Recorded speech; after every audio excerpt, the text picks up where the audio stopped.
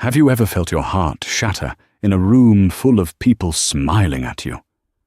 Imagine standing at the altar, the love of your life staring back, not with adoration, but with cold, calculating indifference.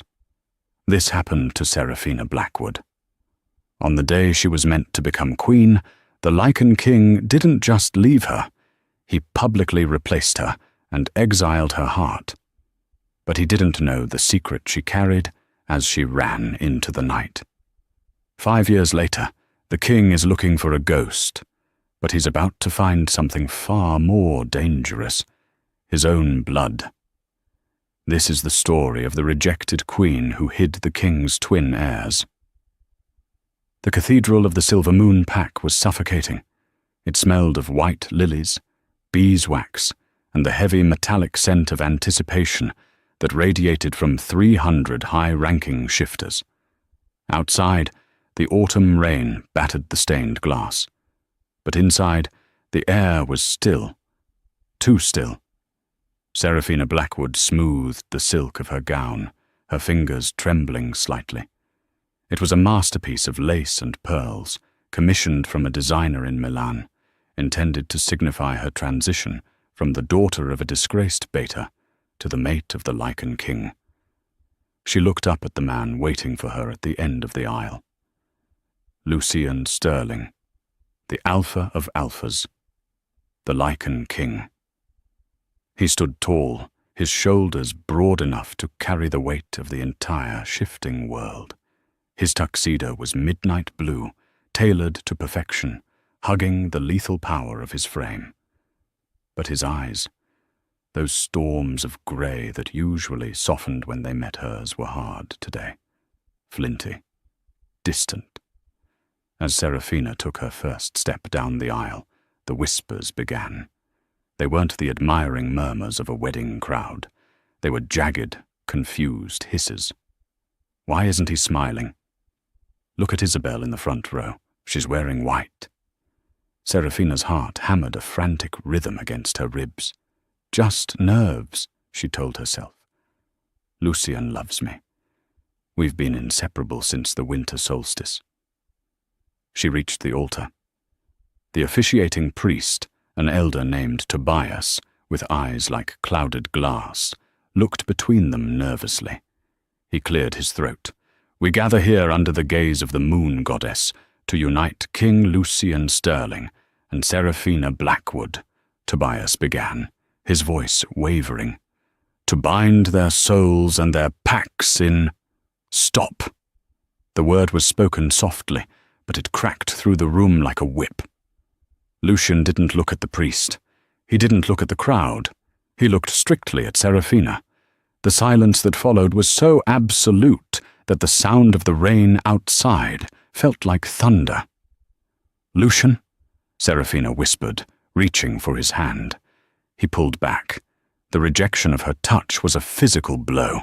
A collective gasp tore through the congregation. There will be no binding today, Lucian said, his voice devoid of emotion, the kind of tone a CEO uses to fire a redundant employee. I cannot marry you, Seraphina. Seraphina felt the blood drain from her face. Is this a joke? Lucian, the elders are watching. The council is here. I am aware of who is here, Lucian replied coldly. He turned to the crowd, his posture rigid. A king must do what is best for the lineage. The oracle visited me 3 nights ago. She confirmed that Seraphina is not my fated mate. My wolf does not recognize her. That's a lie, Seraphina cried out, her dignity fracturing. You felt the bond. We both did. I felt lust, Lucian corrected, his eyes narrowing, and I felt comfort. But I did not feel the pull of the moon, and I will not tie the Lycan throne to a woman of weak blood. He gestured to the front row. Isabel Roche stood up. She was the daughter of the Southern Alpha, a woman of impeccable pedigree and stunning, predatory beauty. She glided up the stairs, standing beside Lucian, her hand claiming his arm with a possessive familiarity that made Serafina's stomach turn. "Isabel is my true selection," Lucian announced. "The wedding will proceed. But the bride has changed." The cruelty of it was breathtaking. He wasn't just leaving her, he was erasing her. Right there, in front of the cameras, the pack, the world. Serafina looked at Isabel, who offered a small, pitying smile that didn't reach her eyes. "I'm sorry, sweetie," Isabel whispered, loud enough for the front rows to hear. "Fate is cruel." "You knew," Serafina choked out, looking at Lucian. "You let me put on this dress. You let me walk down the aisle." "It was the only way to ensure the transition of power was seamless," Lucian said, checking his watch as if this were a board meeting running late. "You are dismissed, Serafina. The pack will provide you with a severance. You have 24 hours to vacate the royal territory." Dismissed? Like a servant, Serafina didn't scream. She didn't attack Isabel. The shock was a sedative, numbing her limbs. She turned around, facing the sea of pitying, mocking faces. She saw her father in the back, his head in his hands. Unable to meet her gaze, she walked out. She didn't run until she hit the heavy oak doors. She burst into the rain, the water instantly soaking the Milanese lace, turning the pristine white into a heavy, grey shroud. She ran to the parking lot, to a beat-up sedan, the only thing she owned that wasn't paid for by the crown. She fumbled with her keys, her vision blurring, and threw herself into the driver's seat. As she sped away from the castle, the adrenaline began to fade, replaced by a deep, sickening nausea. She had to pull over on the winding cliffside road, retching into the wet grass. It wasn't just the stress. She leaned back against the car, the rain plastering her hair to her skull, and her hand drifted to her stomach. She had been late. 3 weeks late. She had thought it was wedding stress. She had planned to take the test tonight, to surprise Lucian on their honeymoon in Bali. The realization hit her with more force than the rejection. He rejected me because of my bloodline, because I wasn't fated. If he knew about the child, no, the children, for twins, ran deep in the Sterling line. He wouldn't take her back. He would take the babies. He would take them, raise them with Isabel, and cast Serafina into a dungeon or a shallow grave to prevent any challenges to the throne. Isabel would never let the biological mother of the heirs live. Serafina looked at the foggy mirror of her car. Her mascara was running, her eyes wild. "You are dismissed," she whispered to her reflection, mimicking his tone. "No, Lucian," she hissed, shifting the car into gear. "I quit." She didn't go home to pack. She drove straight to a gas station, withdrew her entire savings, a meager $4,000, from the ATM, and threw her phone into a dumpster. She bought a road map, a bottle of water, and a pair of scissors. In the bathroom of a truck stop 20 miles out, Serafina Blackwood cut her waist-length chestnut hair into a jagged bob and dyed it pitch black with a cheap box kit. Serafina Blackwood died in that bathroom. Sarah Miller walked out, her hand protectively over her stomach. 5 years later, the diner, Sal's Gravy Boat, smelled of burnt coffee and pine cleaner. It was located on the outskirts of Seattle, a city chosen for its perpetual rain, which was excellent for masking scents. "Sarah, order up on table 4. Serafina, now Sarah Miller, wiped her hands on her apron and grabbed the plates. "Coming, Sal." 5 years. 5 years of looking over her shoulder. 5 years of suppressing her wolf until the beast within her was little more than a dormant shadow. She had aged. The stress had etched fine lines around her eyes, and her hands were rough from harsh detergents. She wasn't the silk-draped noblewoman anymore. She was a survivor. She dropped the plates of eggs and bacon at table 4, offering a tired smile to the truckers who frequented the joint. "Thanks, darling," one of them grunted. She hurried to the back to check her phone. It was 3 p.m, school pickup time.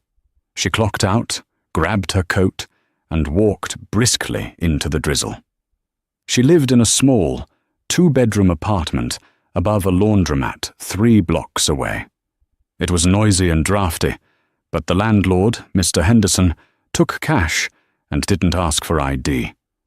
As she approached the elementary school, she saw them, Leo and Lyra. Even from a distance, they were striking. They had Lucian's hair, that thick, dark raven color that seemed to absorb the light. Leo had his father's grey storm cloud eyes, while Lyra had Seraphina's hazel ones. But it was their energy that terrified her. They were roughhousing near the gate. Leo growled, a sound too guttural for a 5-year-old human boy, and tackled a much larger kid who had stolen Lyra's lunchbox. "Leo!" Seraphina shouted, running forward. Leo froze, looking up at her. His eyes flashed gold for a split second before returning to grey. Seraphina's heart stopped. She grabbed Leo by the arm, perhaps a little too roughly, and pulled him away from the crying bully. "We don't fight," she hissed, kneeling down to his level. "What is rule number 1, Leo?" "Don't let the beast out," Leo mumbled, looking at his shoes. "He took Lyra's apple," Leo added defiantly. "I smelled his fear, Mom. He was scared I'd bite him." "We are humans," Seraphina said, her voice trembling. "Humans don't smell fear. Humans call the teacher." Lyra tugged on Seraphina's coat. "Mummy, the bad man on the TV was talking about a daddy." Seraphina froze. She ushered the kids quickly toward their apartment, looking around, paranoia spiking. "What are you talking about, Lyra? You don't have a daddy. He died in the war, remember?" "No, the king," Lyra said innocently. "On the news in the store window. He looks like Leo." Seraphina felt the blood drain from her face. She practically dragged the children into the apartment, locking the 3 deadbolts behind her. She turned on the small, fuzzy television set in the corner and flipped to the news. It was a global broadcast. The Shifter Council had bought airtime on human networks under the guise of a wildlife preservation announcement, but every wolf knew what it really was. There, on the screen, was Lucian. He looked older, harder. The darkness under his eyes spoke of sleepless nights. He was standing at a podium, Isabel by his side. But Isabel looked miserable, gaunt. The headline scrolled across the bottom. Lycan King announces global search for lost heritage. "Citizens!" Lucian's voice rumbled through the terrible speakers, sending a shiver down Seraphina's spine. 5 years ago, a tragedy occurred. We are expanding our search boundaries. We are looking for specific anomalies in the population. He wasn't looking for her. He was looking for heirs. The camera zoomed in on Isabel. She looked terrified. Rumors had reached even Seattle that the royal couple had failed to conceive. A king without an heir was a king vulnerable to challenge. The Wolf Council would be pressuring him to take a second mate or step down. "We are offering a reward," Lucian continued, "for information leading to the recovery of Seraphina Blackwood. $10 million. The number flashed on the screen. Seraphina clicked the TV off, her breathing shallow. 10 million.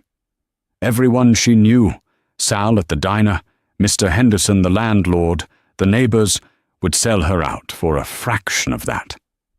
"Mum?" Leo asked, sensing her distress. "Is the king bad?" "He's very dangerous," Seraphina whispered.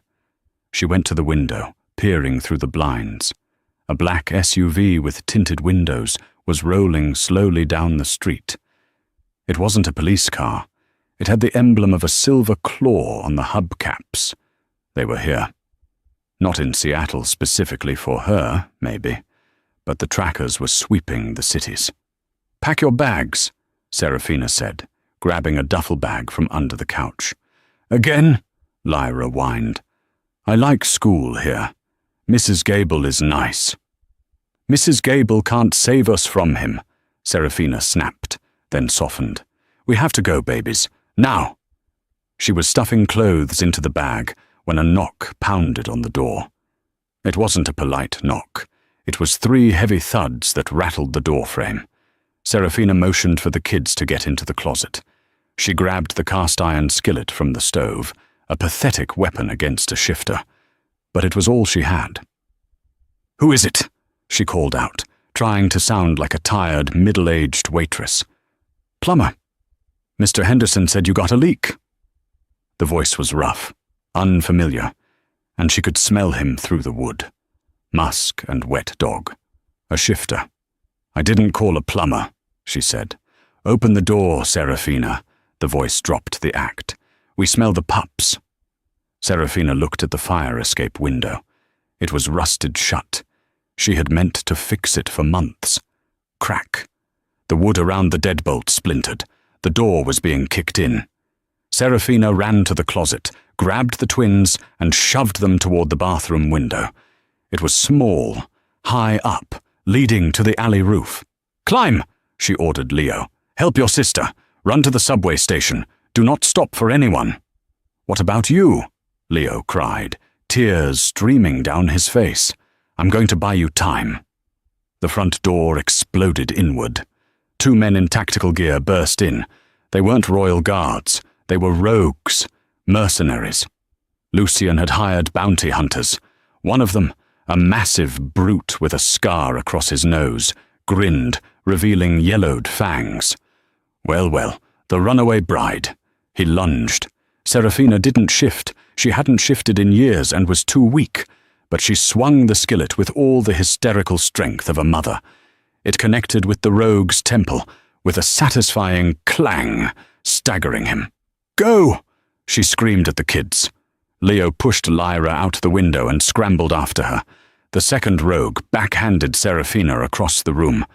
She hit the wall and slid down, tasting blood. "Don't kill her!" the first rogue growled, shaking his head to clear the dizziness.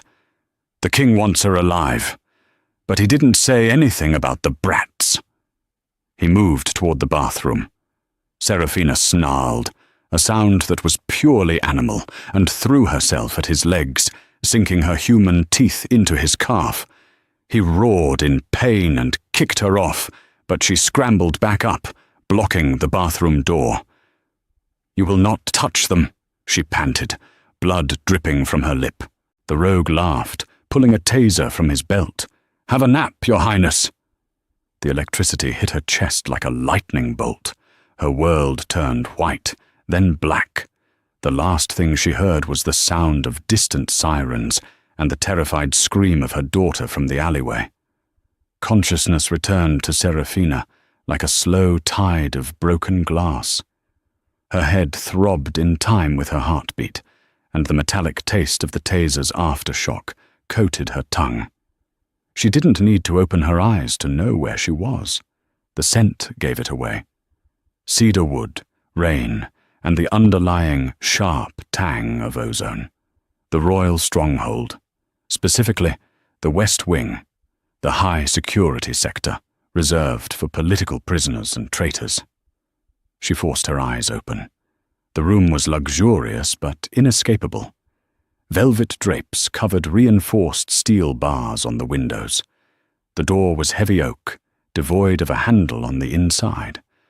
She sat up on the plush bed, clutching her stomach, her mind instantly racing to the twins. Leo, Lyra. Had they escaped? The rogues in the apartment had been focused on her. If they had caught the children, the twins would be here, likely in the nursery wing, or worse, held as leverage. But the room was silent. The lock clicked, a heavy mechanical sound. Serafina scrambled back against the headboard, her posture defensive. The door swung open, and Isabelle Roche walked in. 5 years had not been kind to the woman who stole Serafina's life. Isabel was still beautiful, but it was a brittle, frantic kind of beauty. She was too thin, her cheekbones sharp enough to cut, and her eyes were rimmed with red. She wore the Queen's signet ring, but it looked loose on her finger. "You're awake," Isabel said, her voice lacking the triumphant purr she had displayed at the wedding. Now, she just sounded exhausted and angry. "Where are my children?" Serafina blurted out. It was a risk, admitting they existed, but she had to know. Isabel frowned, tilting her head. "Children? The report said you were living alone, waitressing at a diner." Serafina's heart soared with a dark, fierce relief. They didn't know. The mercenaries had either lost them or hadn't bothered to report the escape to avoid losing their payout for a messy job. I babysit," Serafina lied quickly, her pulse hammering. "For the neighbors. I was worried about them." Isabel let out a sharp, derisive laugh. A babysitter. From future queen to wiping noses. How the mighty have fallen. She walked closer, inspecting Serafina like a piece of livestock. "You look terrible. But your scent. It's still strong, annoyingly strong." "Why am I here, Isabel?" Serafina spat. "Lucian rejected me. I left. I gave you exactly what you wanted." "Because," Isabel hissed, her composure cracking, "you didn't just leave. You took the luck of the pack with you." She paced the room, her silk dress rustling. Since that day, the Silver Moon pack has been rotting. Crops fail, hunts are scarce, and the king... She stopped, biting her lip. "Lucian is unstable. His wolf is mourning." "He chose you," Serafina said coldly. "He chose the fated mate the oracle promised." Isabel turned away, staring at the barred window. "The oracle," she whispered, a strange bitterness in her tone. "Yes. Well, it turns out fate is a fickle thing. We haven't produced an heir, Serafina. 5 years. Nothing." Serafina stayed silent. She knew exactly why. Lucian's wolf had rejected the bond with Isabel because it was artificial. But she couldn't say that. Not while her own true heirs were alone in Seattle. "He wants to see you," Isabel said, turning back with a glare of pure venom. "He thinks bringing you back will settle his wolf. He thinks if he can officially unmark you or whatever ritual the elders have cooked up, he can finally move on and give me a child." Isabel leaned in, her voice dropping to a lethal whisper. "But listen to me, you stray. If you try to seduce him, if you try to claw your way back into his bed, I will find those neighbors you babysit for, and I will burn their house down." The threat was empty regarding the neighbors, but the intent was clear. Isabel was desperate. "I don't want him," Serafina said. "I just want to go." "Good." The door opened again. This time, the air in the room changed instantly. The pressure dropped. The static charge of a powerful alpha filled the space. King Lucian Sterling entered. He was a shadow of the man she remembered. The grey eyes were dull, surrounded by dark bruises of exhaustion. He hadn't shaved in days. He wore a simple black t-shirt and tactical pants, not the royal regalia. He looked like a man who had been at war with himself for half a decade. Isabel stiffened. "Lucian, I was just explaining to her." "Leave us!" Lucian commanded. He didn't look at Isabel. His gaze was locked on Serafina. "But out!" The alpha command rolled off him, vibrating the glass in the windows. Isabel flinched, bowed her head in submission, and hurried out, slamming the door. Silence stretched between them. "Hello, Serafina," Lucian said. His voice was gravel, deep and rough. "Your Majesty," she replied, keeping her tone icy. He winced at the title. He walked to the foot of the bed, his hands clenching and unclenching at his sides. "Why did you run?" The severance package. The apartment in the city. We had arranged for you to be taken care of." "Taken care of?" Serafina stood up, her anger overriding her fear.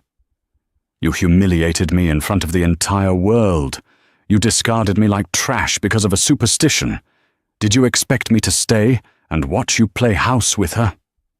"I did what I had to do for the pack," Lucian roared, stepping forward. "The Oracle said our union would bring ruin. She said your blood was too thin to carry the alpha strain." "And look at you now," Serafina countered, gesturing to his haggard appearance. "Are you thriving, Lucian? Is the pack flourishing?" Lucian stopped. He looked defeated. "No," he admitted softly. "It is not." He sat heavily in the armchair in the corner, putting his head in his hands. It was a display of vulnerability she had never expected to see again. "My wolf howls for you every night," he confessed, his voice muffled. "I thought it was just guilt. But it hasn't stopped. It's getting worse. When the hunters told me they found your scent in Seattle, I felt the first moment of peace I've had in 5 years." He looked up, his grey eyes piercing her. "I need to know, Serafina. Did you ever find a mate?" Serafina froze. If she said yes, he might let her go. If she said no, he might try to claim her again as a mistress. "I have a life," she said carefully. "A life that has nothing to do with wolves or politics." Lucian stood up and walked toward her. He stopped inches away, inhaling deeply. "You smell like fear, and milk, cheap soap, and something else." He frowned, leaning closer to her neck. "There is another scent on you. Faint. But it smells like me." Serafina stopped breathing. The twins. She had hugged them just hours ago. His scent was imprinted on their DNA, and by extension, on her clothes. "It's your imagination," she snapped, backing away. "Or maybe it's the fact that your goons threw me in a van that smells like wet dog." Lucian studied her face, searching for a lie. He reached out, his hand hovering near her cheek. "I brought you back because the Council believes we need to perform a severing ceremony, to formally break whatever lingering bond is driving my wolf insane." "Fine," Serafina said. "Do it. Then let me go." "Is that what you want?" Lucian asked, his eyes searching hers with a desperate intensity. "To be severed completely? To be strangers?" "You made us strangers 5 years ago at the altar," Serafina whispered. "I just want to go home to my life." Lucian's jaw tightened. "The ceremony is in 2 days. Until then, you are a guest here. You will not leave this room."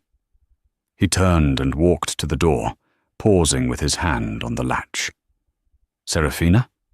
"What?" "I never stopped loving you. I only stopped choosing you." He walked out, the lock clicking shut. Serafina sank to the floor, burying her face in her hands. "He smells them on me." She had 2 days.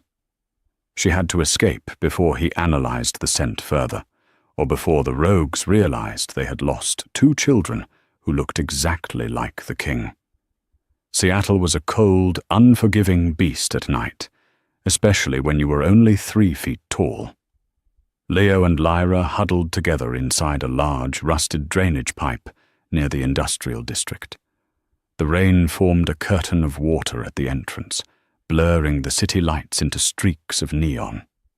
"I'm cold," Lyra whispered, her teeth chattering. She was shivering violently. Leo, older by 12 minutes, wrapped his small arms around her. He wasn't cold. He felt a burning heat in his chest, a strange, thrumming energy that made his senses painfully sharp. He could hear a rat scurrying 50 feet away. He could smell the stale beer on a homeless man sleeping 3 alleys over. "Take my jacket," Leo said, struggling to unzip his soaked hoodie. "No, Mommy said you get sick easy," Lyra protested, though she snuggled closer. "I'm not sick," Leo said, his voice dropping an octave, sounding rougher. "I feel strong." He looked at his hands.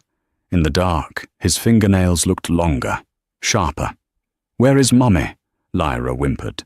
"The bad men took her." "We have to find her," Leo stated with absolute certainty. "But first we need food."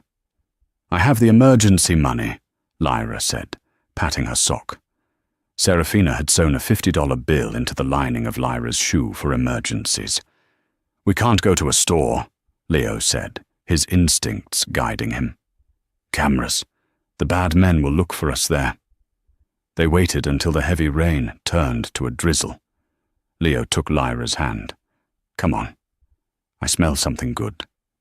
They navigated the alleyways like ghosts. Leo led them away from the main streets, moving toward the scent of grease and meat. They found the back of a burger joint. A teenager in a paper hat was hauling a trash bag out the back door. Leo didn't beg. He stood in the shadows, his grey eyes reflecting the street lamp. He let out a low growl, a sound that shouldn't have come from a child. The teenager froze, dropping the bag. He looked around, spooked. "Hello? Is that a dog?" Leo stepped forward, pulling Lyra with him. He didn't look like a beggar. He looked like a prince in rags. He stared at the teenager with an intensity that made the boy flinch. "We are hungry," Leo said. It wasn't a request. It was a statement of fact. The teenager blinked, confused by the authority in the kid's voice. You guys lost? Where are your parents?" "Food," Leo repeated, his eyes flashing that brief, golden hue. The teenager felt a sudden, inexplicable urge to obey. It wasn't fear exactly. It was a compulsion. Yeah, okay. I got some patties that didn't sell. Hang on." He went inside and came back with 2 foil-wrapped burgers. Leo took them, nodded once as a dismissal, and led Lyra away. They ate in the shelter of a bus stop. The food gave them strength, but the danger was everywhere. As they finished, a black sedan rolled slowly past them. It wasn't the Rogues this time. It was a sleek, expensive car. The window rolled down. "You two are far from home," a voice said. Leo jumped in front of Lyra, baring his teeth. A man stepped out of the car. He was tall, wearing a charcoal suit. He had slicked back blonde hair and a face that was handsome but cruel. This was Silas Vane. He was a vampire, a species that held a tenuous, cold peace with the Lycans. He was a local information broker, a man who traded in secrets. Silas sniffed the air, a slow smile spreading across his pale face. "Interesting, very interesting." "Go away," Leo shouted. "I'll bite you."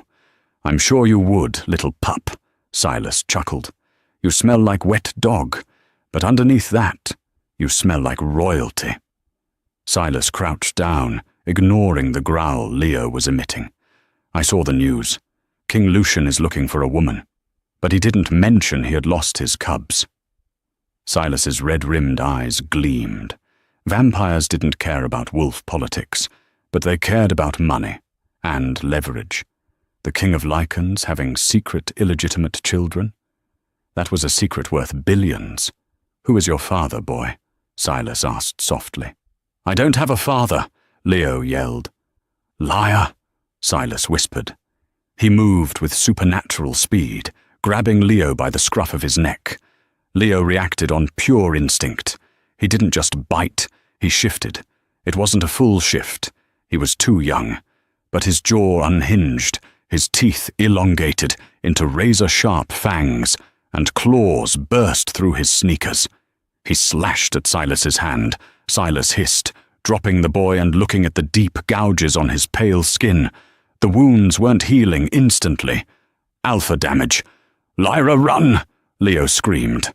But Lyra was frozen. Silas backhanded Leo, sending the small boy skidding across the wet pavement. Leo hit a lamp post and went still. "Leo!" Lyra screamed. Silas loomed over Leo, wiping the blood from his hand.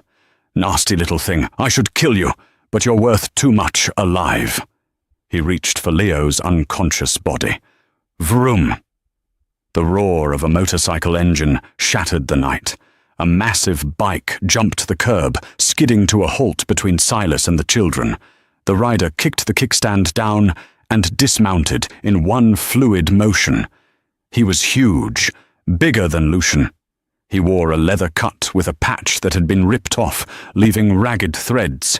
He took off his helmet, revealing a scarred face, one eye milky white and blind, the other a piercing electric blue. A mane of white hair fell to his shoulders. This was Jax, formerly General Jax, the king's right hand, exiled 5 years ago for refusing to accept Isabel as queen. He had been living as a rogue, watching from the shadows. "Step away from the pups, leech," Jax growled. His voice sounded like rocks grinding together. Silas straightened up, sneering. "This is none of your business, Ronin." "It became my business when I smelled the true king's blood," Jax said. He pulled a serrated silver knife from his boot. Silas weighed his options. A vampire against a battle alpha like Jax? Not good odds. "Keep them," Silas spat. "The king will find out eventually, and when he does, you'll wish you let me take them." Silas vanished into the shadows, his car peeling away. Jax turned to the children. He knelt beside Leo, checking his pulse. "He's alive," Jax grunted. He looked at Lyra, who was trembling violently. Who are you?" Lyra whispered. Jax looked at her, and his hard, scarred face softened. He saw Seraphina in the girl's eyes. "I'm an old friend of your mother's," Jax said gently. He scooped Leo up in one arm and offered his other hand to Lyra. "Come on, little princess. We have a war to start." "My mum is with the king," Lyra sobbed. "I know," Jax said, looking toward the distant silhouette of the royal tower. "And we are going to get her back. But first, we need to teach your brother how to be a king." Jax lifted Lyra onto the back of his bike. As they sped off into the night, Leo's eyes fluttered open. They weren't grey anymore. They were glowing a solid, luminous gold. The alpha air had awakened. The dungeon of the royal stronghold was not damp or dark. It was sterile. It was a white room with no corners, designed to break the mind through sensory deprivation. But Seraphina Blackwood had something stronger than madness keeping her sane. The terrifying knowledge that her children were out there, somewhere, with a man she prayed was an ally. 2 days had passed, 2 days of silence, broken only by the hum of the ventilation system. Then the door hissed open. Isabel Roche entered, followed by 2 guards. She carried a tray with a silver teapot and a single porcelain cup. She looked impeccable, her white dress sharp and crisp, but the scent coming off her was rancid, the sour milk smell of deep, festering anxiety. "Your last meal," Isabel said, placing the tray on the small table bolt to the floor. "Or rather, a cleansing tea to prepare your spirit for the ceremony tonight." Seraphina sat on the edge of the bed, her expression impassive. "I'm not thirsty." "You will drink it," Isabel snapped, her veneer of royalty slipping. "It is part of the ritual, white oleander and sage, to purify the blood." Seraphina sniffed the air. Underneath the floral aroma of the tea, there was something else, a metallic, bitter tang. Wolfsbane. Not enough to kill a human instantly, but enough to weaken a wolf so severely that they couldn't shift or fight back. Enough to make the heart stop if the pulse rose too high, like during a painful magical ceremony. "You're trying to kill me on the altar," Seraphina stated calmly. "Does Lucian know?" "Lucian knows what I tell him," Isabel hissed, leaning in close. "He thinks this will save you. He thinks the severing will just remove his memories of you, free his wolf, and let you go live your sad little human life. But he doesn't know that a bond rejected twice kills the weaker vessel." Isabel smiled, a cruel twisting of lips. "You rejected him 5 years ago by running. Tonight he rejects you by law. You won't survive the magic, Serafina. Your heart will just give out. A tragic accident due to your weak constitution." "You're afraid," Serafina realized, looking into Isabel's manic eyes. "You know that if he looks at me too long, he sees the truth. You know you're a placeholder." Isabel's hand lashed out, slapping Serafina across the face. The ring cut Serafina's cheek. "Drink the tea," Isabel commanded the guards. "Force her if you have to." The guard stepped forward, but the alarm blared, a low, rhythmic pulse that signaled the king's approach. Isabel paled. She snatched the cup, downed the contents herself in a panic to hide the evidence, realizing too late what she had done. She gagged, coughing, but managed to compose herself as Lucian walked in. He was dressed in the ceremonial robes of the High Alpha, black velvet embroidered with silver thread. He looked like the Grim Reaper. "Leave us," Lucian said, his voice hollow. Isabel, suppressing a wave of nausea from the small dose of wolfsbane she'd just ingested, bowed shakily and fled, the guards trailing her. Lucian looked at the red mark on Serafina's cheek. His eyes flared, the grey darkening to charcoal. "Did she strike you?" "It doesn't matter," Serafina said, standing up. She felt a strange calm. "Let's get this over with, Lucian." "Serafina," he said, stepping into her space. The air between them crackled. Even after 5 years, even with the hate and the hurt, the magnetic pull was undeniable. It was gravity. "Tell me to stop. Tell me you still love me, and I will burn the script. I will fight the council." Serafina looked at his chest, refusing to meet his eyes. If she told him, he would find out about the twins, and as long as Isabel lived, the twins were targets. "I don't love you," she lied. The words tasted like ash. "I love the life I built without you. Set me free." Lucian flinched as if he'd been stabbed. The hope in his eyes died, replaced by a wall of ice. "Very well," he whispered. "Tonight, we sever the tie." The great hall was packed. The entire Silver Moon Pack aristocracy was there, along with visiting dignitaries. Torches lined the walls, casting long, dancing shadows. In the center of the room stood the Moonstone, a massive slab of obsidian ancient as the mountains. Serafina was led in, her hands bound with silver cuffs. She wore a simple white shift, looking like a sacrifice. Elder Tobias stood by the stone. He looked older, frailer. He held a chalice filled with a glowing blue liquid, essence of moonflower. "We gather to correct a mistake of fate," Tobias intoned, his voice quavering. "King Lucian Sterling rejects the bond with Serafina Blackwood. He claims his freedom." Lucian stood opposite her. He took a silver dagger and sliced his palm, letting his blood drip into the chalice. "Hand!" Tobias commanded Serafina. She extended her hand. Tobias cut her palm. Her blood mingled with Lucian's in the glowing cup. "Drink," Tobias said to Lucian, "and release her." Lucian lifted the cup. His hands were shaking. He looked at Serafina one last time. "Please," his eyes begged. "Give me a reason to stop." She stared straight ahead, her face a mask of stone. Lucian drank. A shockwave went through the room. The torches flared. Lucian dropped the cup. It clattered loudly on the stone floor. He grabbed his chest, doubling over, a roar of agony ripping from his throat. "It burns!" Lucian shouted, his eyes rolling back. "It's not breaking! It's... Ah! The bond refuses to sever!" Someone screamed from the crowd. Isabel stood in the front row, pale and sweating from the wolfsbane she had accidentally ingested, her eyes wide with terror. It's not breaking because the bond produced fruit, she thought. The children. Finish it, Isabel shrieked. Kill her. She is bewitching him. The royal guards drew their swords, confused but reacting to the Queen's panic. No, Lucian roared, dropping to his knees, his wolf surfacing, fighting the magic that tried to tear his soul apart.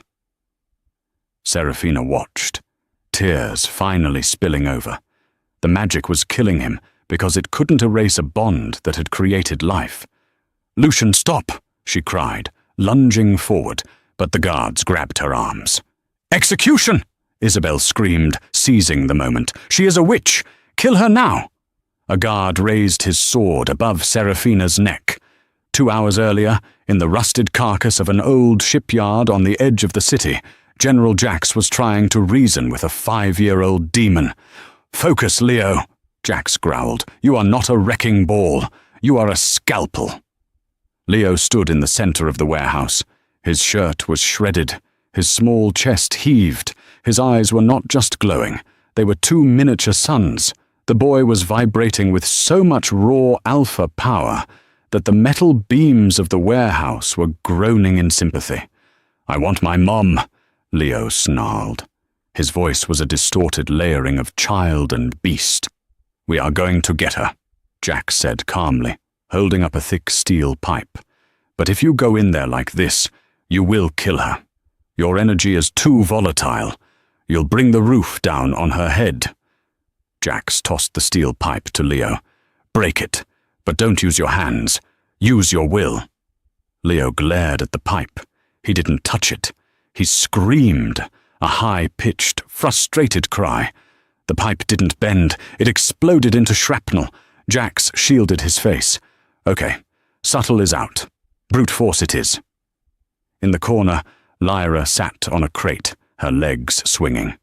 She wasn't angry like Leo. She was eerily calm. Her hazel eyes were unfocused, staring at something only she could see. "The bad lady is scared," Lyra whispered. Jax turned to her. "Isabel?" "She drank the poisoned tea," Lyra said dreamily. "She feels sick. But Daddy feels worse. His heart is on fire." Jax froze.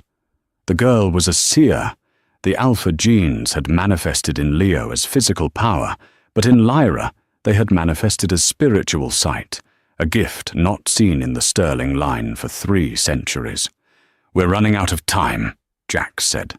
He walked over to a tarp-covered shape in the corner and pulled it back. It was his old war bike, but modified, and beside it, a heavily armored sidecar. "Suit up, pups," Jax grinned, his gold tooth flashing. "We're crashing a party." The ride to the stronghold was a blur of speed and rain. Jax knew the old smuggling routes, the tunnels beneath the city that led directly to the catacombs under the royal chapel. They parked the bike deep underground. Jax kicked open a rusted grate. "Up here! Stay behind me!" They climbed the spiral stone stairs, the sound of chanting growing louder above them. Leo was growling low in his throat, his little hands clenched into fists. "Remember the plan," Jax whispered to Leo. "I take the guards. You take the room. Lyra, you stay hidden until it's safe." "No," Lyra said firmly. "I have to help Daddy." They reached the heavy wooden door behind the altar. Through the cracks, they heard the chaos erupting. They heard Isabel scream, "Execution!" "Now!" Jax roared. He didn't open the door. He kicked it off its hinges. The heavy oak flew into the great hall, smashing into the podium and sending the elder Tobias sprawling.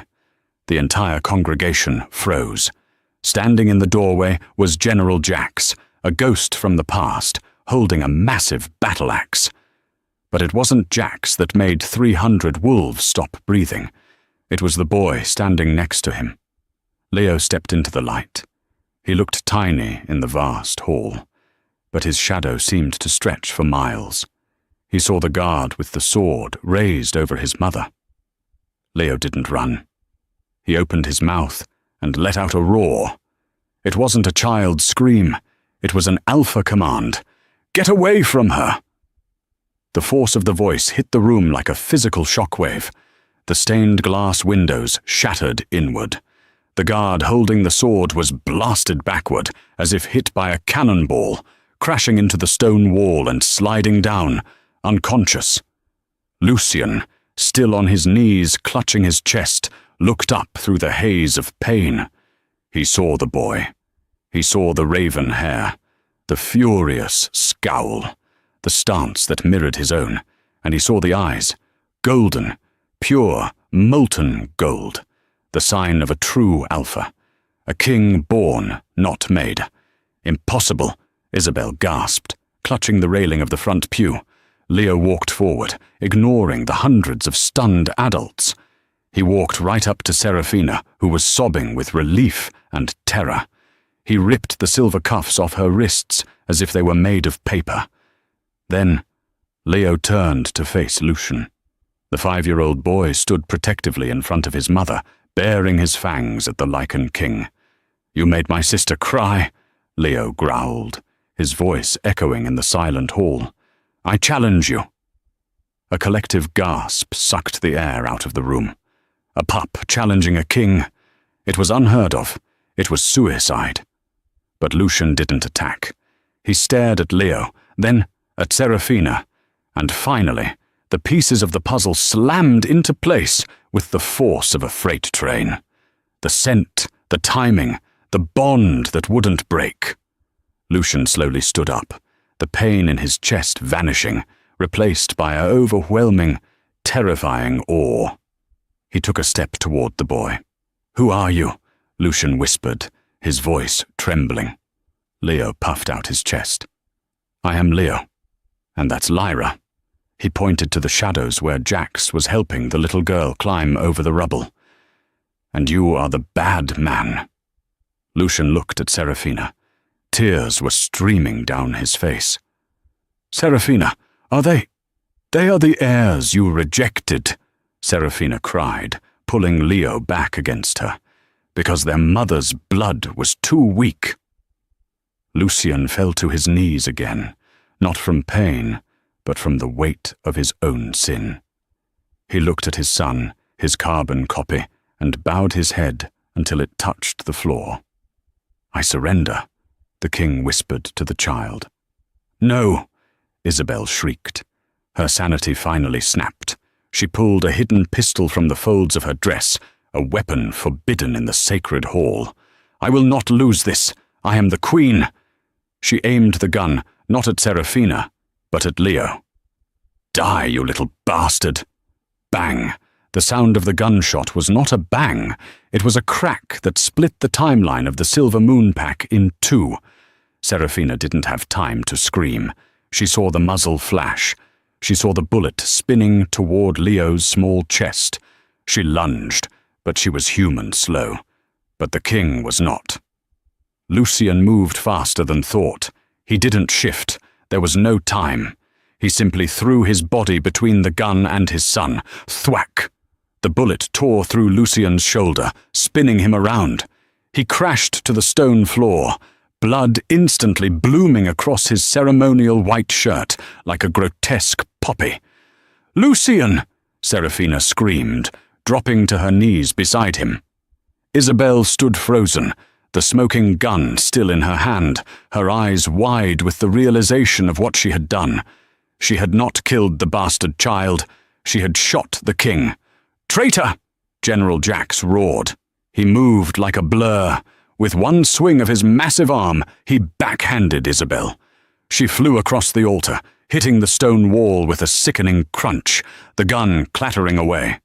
She slumped to the floor, unconscious. Her reign of terror ended in a single second. The hall erupted into chaos, but it was a chaos of panic, not violence. The guards rushed to secure Isabel, while the elders surrounded the fallen king. "Daddy?" The small, trembling voice cut through the noise. Leo stood over Lucian. The golden glow in the boy's eyes had faded, replaced by terrified tears. He reached out a small, shaking hand. Lucian groaned, his healing factor already fighting the lead in his shoulder. He opened his eyes, ignoring the pain, and focused entirely on the boy. I'm okay, Leo. I'm okay. You saved me, Leo whispered, confused. But I challenged you. A father does not fight his son, Lucian rasped, reaching up with his bloody hand to cup Leo's cheek. He looked at Serafina, his eyes filled with a desperate, pleading love. And a king protects his family. Lyra scrambled out from behind the rubble, throwing herself onto Lucian's uninjured side. Daddy, don't die! I see your light! It's flickering! He won't die! Serafina said fiercely, tearing a strip from her dress to bind the wound. He is too stubborn to die.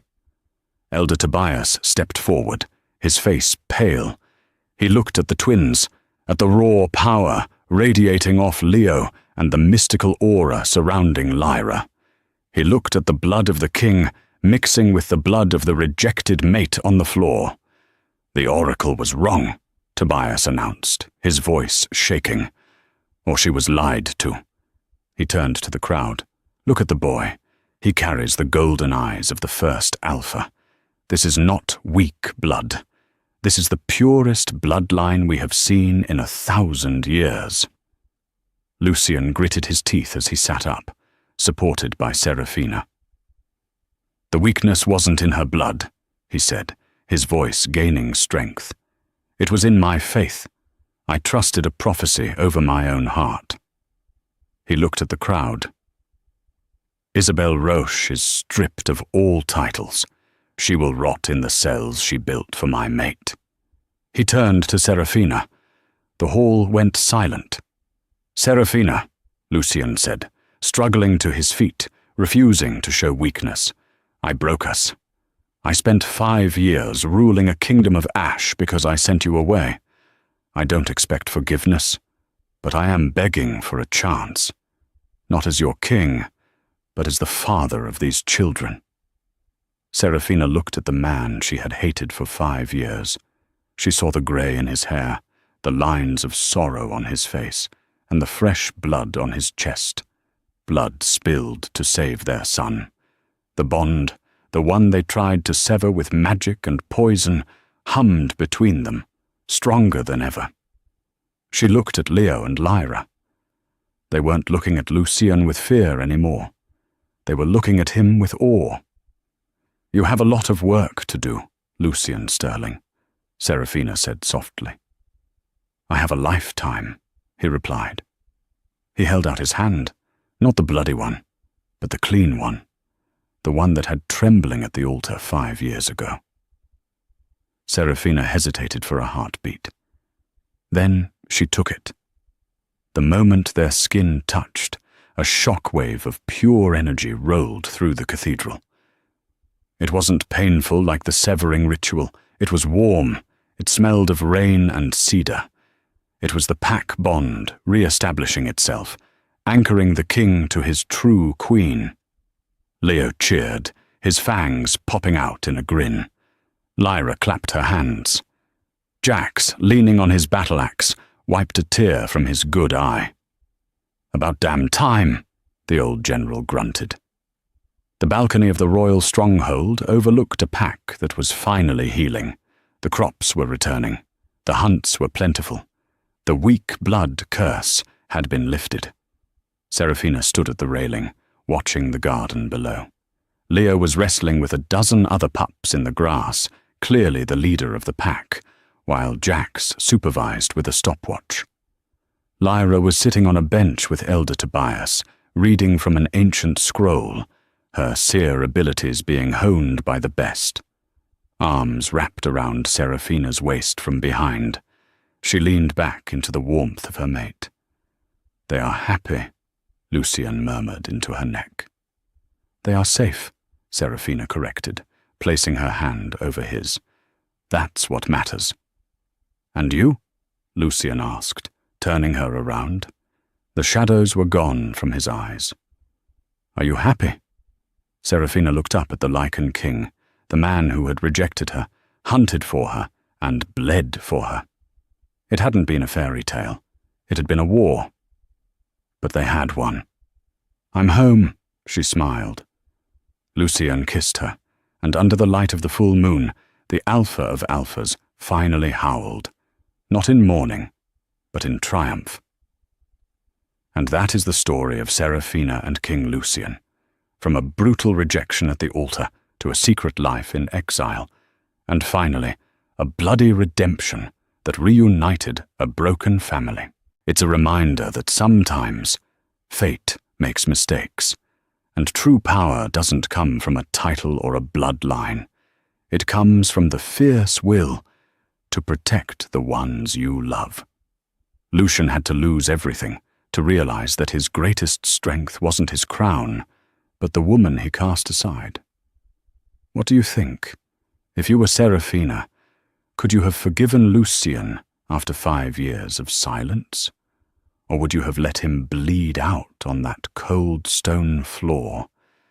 It's a tough choice. Let me know in the comments below. Team forgive or team forget?